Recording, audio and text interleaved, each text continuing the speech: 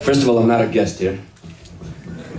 I've always been a 770 Bacher, although I learned to 770 only for about 2 months.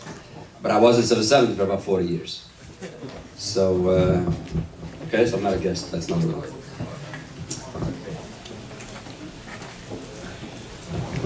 They say that Rabbi Chaim Brisker, he had a few sons.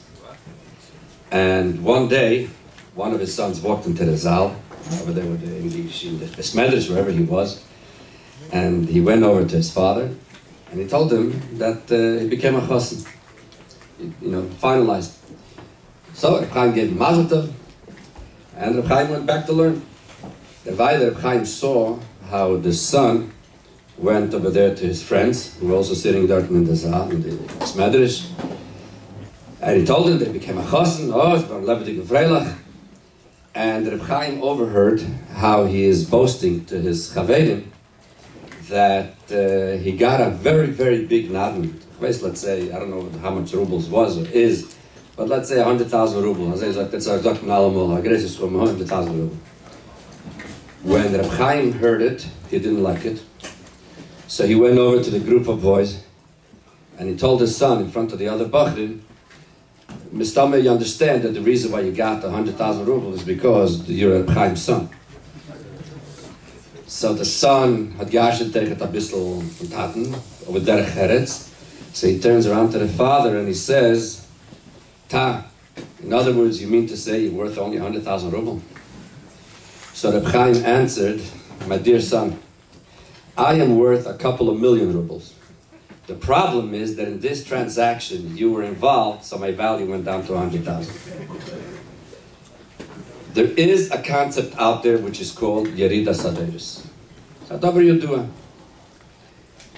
However, in Lubavitch, I don't think so. Not because we are such great people, but because it's Adover Yodua that the Yerida Saderis could be in the Deiris. When you're talking about the manhigator, as the Yerida Saderis goes lower, the manhig has to be greater. For the very simple reason. If a doir is low, they need a much stronger manhig. If a doir is high, you need a manhig. But if a doir is a yorud, yosef, for a person to handle such a doir, he has to be on a higher level. And that's why the last generation, whoever is the Manigadoy, that's the one who becomes Mashiach, which is the highest level ever in history. So we are now the Deir HaShvi, so for sure. So even though we may have a concept which is called Yerida Saderis, but because we are connected to the highest Manig in history, so therefore we have very little to worry about, but at the same time, together with the Schus, comes also Nachrais. I've heard from my wife Zayda, Mato Schusterman, who used to be the Balkeda here in 770. He was here, he came in Tafshin Ches, he came still in the time of the Fidik Rebbe. Came Tafshin Yud, Verstetzach was a tough time. It was a tough time. So one of the Chassidim that stayed in his house at that time, his name was Harav HaChassid Rabbi Rechmiel ben Yomenson. Rechmiel ben Yomenson, everybody today knows as the one who runs Tzivus Hashem. This is his Zayden, who he's named after. Rechmiel ben Yomenson was one of the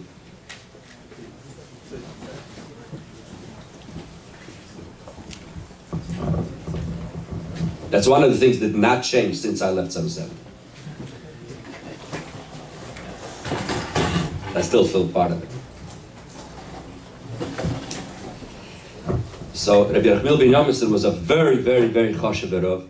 He was a Rav in Zlobin and other places. And the Rebbe Tom Zeyer Mechaber given, he was one of the ältere Chassidim noch from the time from the Rebbe Rashad. He was a very, very esteemed chassid. So Rabbi Rechmiel ben Yomenson in the summertime of Tafshin Yud went into the Rebbe and he told the Rebbe like this: Meile uns the Alte, we the old generation, we're doomed as it is. But for the Junge, he was trying to tell the Rebbe why the Rebbe has to undertake the Nesias, because the Junge need it.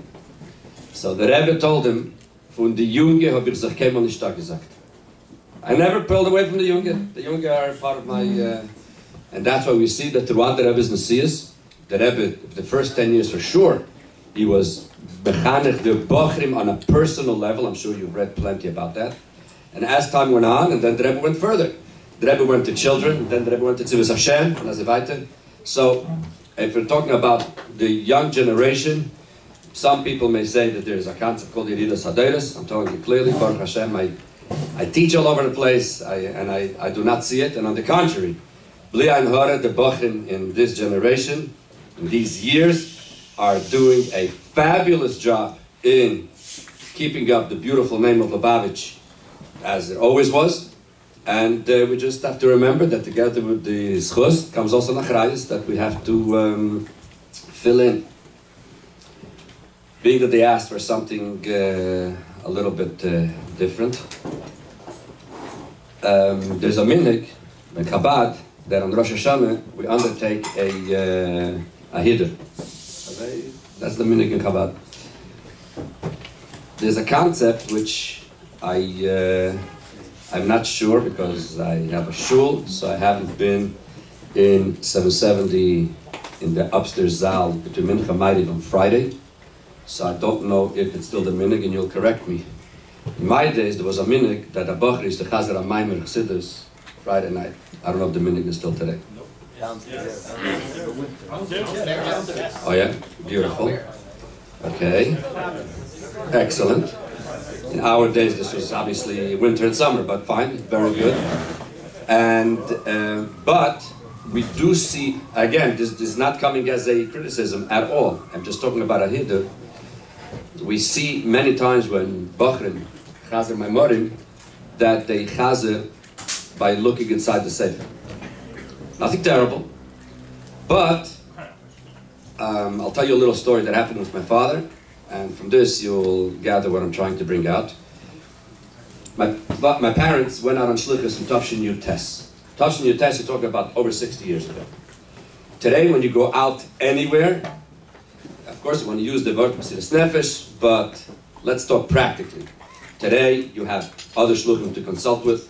You have WhatsApp, you have the telephone, you have everything is behesed yad. Those days, when I'm saying those days, I'm talking about, I remember when I was a kid, I had one chance to hear the Rebbe, and that was that in Tafshin Chaf, the Rebbe sent to my father records, if those of you who know what records are, of the Fabrengen of Yud Shvat, Tafshin Yutes. So, if I wanted to hear the Rebbe's voice, that's what I heard. That was it. Nishtag mer. Tafshin Chaf Ches, somebody brought us a tape of Yutes Gislev Chav Zayin. So that was my other chance to hook up by telephone. Loy ola ladas klal uklal at that time. I finally came to yeshiva, and this was in the early Lameds, and I used to call home. I was before bar mitzvah, I was a little boy. I was able to call home once every 3 weeks, once a month, speak for 3-4 minutes because it was very, very expensive. Sometimes we're very.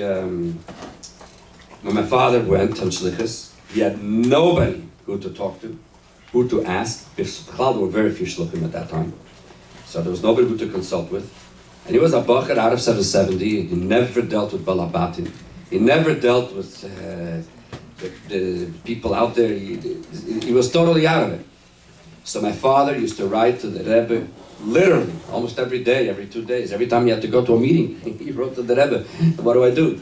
Anytime he had to, he used to write to the Rebbe. And believe it or not, the Rebbe answered on every single letter that my father wrote.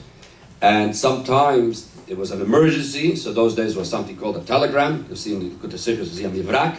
Mivrak means that you call a certain office in Manhattan, and they will type something to a certain office in Milan, and they would bring the letter to the house, but it was within the day, within the next 2 days or so. So this was the mivrak system.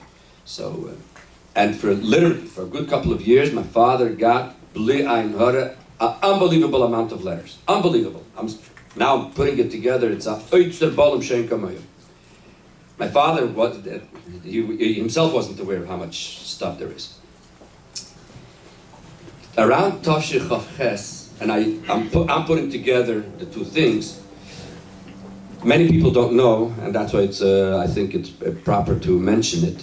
The person, one of the people, who gets really the credit why we have all these Igros Kodesh, thousands and thousands and thousands. Do you know, nobody here knows what it means to write a letter. You have no idea what it means to write a letter. You send a text and yeah, that's the ganze Meise.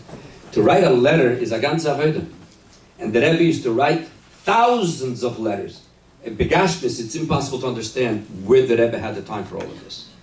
But there was one maskir, and Rabbi Zarhi will correct me if I'm saying it correct. There was one maskir who used to go into the Rebbe almost every single day for 2 or 3 hours. And the Rebbe used to dictate to him letters. A lot of letters the Rebbe wrote himself, but many the Rebbe used to dictate. And this maskir knew shorthand, which means he knew how to write very fast. And he is the one that wrote most of the letters, and his name was Ramal. Ramal is Reb Moshe Leib Rothstein. Reb Moshe Leib Rothstein, his name wasn't Moshe Leib Rothstein. His name was Zusha Shifrin. But everybody knew him as Ramal because that was his name on the passport. Like I'm sure you know, there's a Yid, his name was Mendel Futterfass, and you heard me stammer, there was a big chassid, his name was Handel Lieberman, a big painter. Handel Lieberman and Mendel Futterfass were brothers. But we came out of Russia, you know, and you had the false passport, so you'll tell you, they're asking in the lanes, right? And as a weiter. So, Moshe Leib, when he came out, that was his name. So everybody knew him as Ramal. Rothstein, that was not his name in Gans. So next time, when you go to the Oil, when you're done all your Avodah, when you walk out, the first one as soon as you go out is Moshe Leib Rothstein. Just say 2 words, say thank you. Pass it for all the thousands of letters that he wrote. And around Chav Ches Chav Tes, my father was here in Yechidus.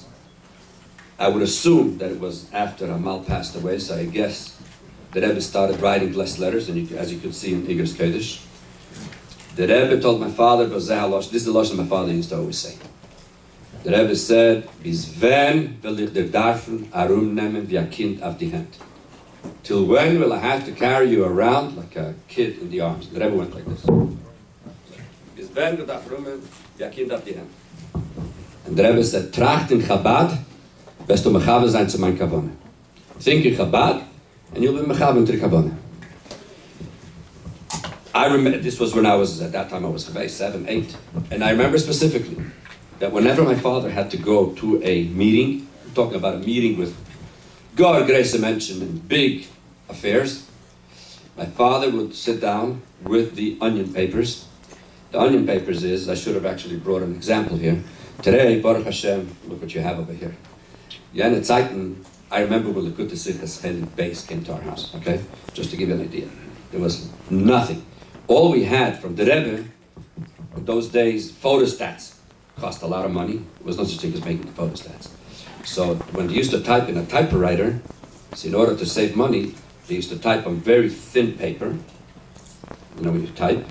And each paper had a black thing behind it. So you could type, and it goes on 5, 6 papers. So on the first paper, it's very clear. On the other one, it's a little more smudgy. And as you go with more and more papers, it's more smudgy. So when the Rabbi used to type the Farengans, so the first copy, of course, went to the Rebbe. The second one, I'm not exactly sure how it went to the Rebbe or to the archive, whatever. And the last one used to go to my father. My father used to get these were the onion papers. And I remember how my father used to sit a whole night with these papers. The next day he would go to his meetings, and I don't remember once that my father was not successful in any of his shlichusim for the Rebbe, Baruch Hashem. Why? Because tracht in Chabad bist du mechaber sein zu mein Kavone.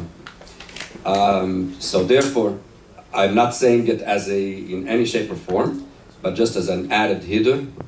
In our times, there was a concept that every bacher knows at least one maimer in Kol. One maimer. You learn a lot of Chassidus, Baruch Hashem. I'm not talking about Vayoylech and Samach Vov, or I'm talking about, there are many times when you learn Chassidus, you will definitely come across a maimer that you enjoy. Some people like Basiligani Yudalev, some people will like Nasata L'Reyecha, some people like Kimei Tzeischa, whatever. The bottom line is, pick one maimer of your choice, and that's the maimer that you know by heart. That's a maimer. Wherever you go, that should be the maimer. And eventually, if it happens by a certain situation where you have to say a maimer, you'll always have something ready. If I'm not mistaken, and Reb Shlomo will fix me, I never had it because I was always Merkeshlichus. My Merkeshlichus was always in Italy in the summer, so I didn't go through the regular system of Merkeshlichus. But if I'm not mistaken, the system was that every bocher had to have 2 inyonim in Nigla and Chassidus, right? Was it a minor or just an Inyan Chassidus? Whatever. The bottom line is, when you went out on Merkeshlichus in the summertime, they always have to make sure that every bocher knows, and I think it's written in the Kodesichus, that a person has to have 2 inyonim in Nigla, a bocher, has to have 2 inyonim and 1 in Chassidus. So, if I may just add one little point, it would be that. Always to have 1 maimer in cup, and that's a, to finish off, my parents got married in Tafshir Chai. That year, Gimel Tammuz happened on Shabbos, and they got married Sunday, Dalet Tammuz. Gimel Tammuz, let me backtrack. Until the Lameds, the Rebbe used to verbring basically Shabbos Mevorchim, and the Shabbosim after a big verbringen, like after Yud Shvat, after Purim, after Yom Tov. That was that. The Rebbe should verbring other Shabbosim was very, very seldom. It took a while until in the Lameds, that's when it really started much more. So therefore, a day like Gimel Tammuz, if it fell out on Shabbos, then the Rebbe would verbring sometimes. But if it was the middle of the week, to Bishvat, all these other days, the Rebbe verbring. If it was Shabbos, there was a chance the Rebbe would verbring. But in the middle of the week, he might finished. Tashulamet Dalet was a surprise verbringen to Bishvat. The Rebbe came back with oil, and Shabbos HaGodel, the Rebbe explained what happened, why verbring then, his vadus pisemis, about Libudat, whatever. So when my parents got married, which was Dalet, so Gimel was Shabbos. It was the first time since Tafshin Yud that Gimel Tammuz fell out on Shabbos. You're talking about now the whole Lubavitch was in the upstairs zal. That was the whole Lubavitch, yeah. And there were 3 Chasanim that Shabbos. There should be 3 Chasanim. I think it was the first time maybe in Lubavitch, Bichlal, that there were 3 Chasanim. 2 happened before, but 3, I think this was the first time. It was my father, Shmuel David Gurkov, and Shmuel Heber. Anyways, so believe it or not, after davening, the 3 fathers, my Zaydi, Reb Shalom Posner, and Levi Shever, and Yankel Gurkov, they went over to the Rebbe, and they asked the Rebbe if the covered the 3 Chasanim, the Rebbe would verbringen. So the Rebbe said, "Was says the Gimel Tammuz zichat me verbringen." That's what the Rebbe said. Good, and the Rebbe came in to verbringen Shabbos. That was the famous Maimer of Samna Shelu B'chaim, which later was Muge, it's in the Sefer Amorik Melukot. And that was the famous sich, which is printed in the back of Garelik Beis, where the Rebbe explains the difference between Gimel Tammuz and Beis Tammuz. The Rebbe asked the question that L'chayre Gimel Tammuz is a bigger nest than Yud Beis Tammuz. Gimel Tammuz was a switch from death to life. Yud Beis Tammuz was Hakhel from Kastrama to back to Peterburg. So why did the Frierdiker Rebbe make Yud Beis Tammuz a bigger Yom Tov? Gimel Tammuz should have been a bigger Yom Tov. The Rebbe explained that because Gimel Tammuz was a difference from Misa to Chaim, but the Frierdiker Rebbe would still be in jail. The Rebbe is someone who has a pula on the Chassidim. As long as he's in jail, he can't do his job of doing the pula on the Chassidim. Yud Beis Tammuz is when the Frierdiker Rebbe was able to come out of the Chassidim. So that's why the Frierdiker Rebbe made a bigger Yom Tov of Yud Beis Tammuz. But the Rebbe finished off, aber with bald as Chassidim are mekusha to the Rebbe. So Gimel Tammuz is the Yom Prati of the Rebbe. So the Chassidim have to turn Gimel Tammuz into a Yom Tov. That's the Lashon of the Likut Sichos. Al Chassidim to make Gimel Tammuz into a Yom Tov. That was that Shabbos. The next day was my parents' wedding. Now there was something interesting about my parents' wedding because my father, at that time the Rebbe was still Mesader Kiddush. The Rebbe was Mesader Kiddush until Tafshir Chav. Then the Rebbe made 2 exceptions. This was in Tafshir Chai. And a couple of months before the wedding, my grandparents went to Yichidus, and there was a whole issue. What about the wedding? My Zayde, Reb Shalom Posner, was a shliach in Pittsburgh. Malka Makal is Pittsburgh. They wanted the wedding in New York because there was going to be Mesader Kedushin. But it would hurt the shlichus because the Balabatim would have kindness to my Zayde. Agansiyar, you're here. You collect money here. The yeshiva is here. Come Sachastan, left in New York. It doesn't make sense. So they didn't know what to do. Make the chassan in New York or in Pittsburgh.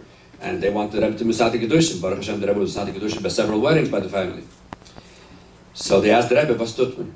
So the Rebbe said, machen a pshara. We'll make the chuppah here and the wedding in Pittsburgh. Now, to go to Pittsburgh is an hour flight. Okay? So, and the Rebbe said he'll change his schedule. He will, the chuppah will be at 2 o'clock in the afternoon, not at 6 as usual. I think it was at 6, yeah. If I'm not mistaken. The usual chuppahs were at 6, no, 5, 6. Anyways, the Rebbe was going to change the schedule to do it earlier in the day. So this way, right after the chuppah, they could go to the airport, from the chuppah, go to the airport, go to Pittsburgh. The people in Pittsburgh will freaking kashes. No, there's not going to be any kashes of us. Most people anyways come to the dinner. Not everybody comes to the chuppah. So as long as you don't tell anybody where the chuppah was, they'll take that the chuppah was there and fine. And kachad. Now, this story, what I'm telling you now, I heard from, we had a second cousin. If you'll give a look, there's a sefer called B'Kaddish Yisrael. Kaddish Yisrael has all the pictures, most of the pictures of the Rebbe being Mesader Kedushin. And you'll notice that until Tafshin Yudalet, there's a lot of pictures. After Tafshin Yudalet, every chuppah has 2 pictures. After the Kasha Vasik Hashem.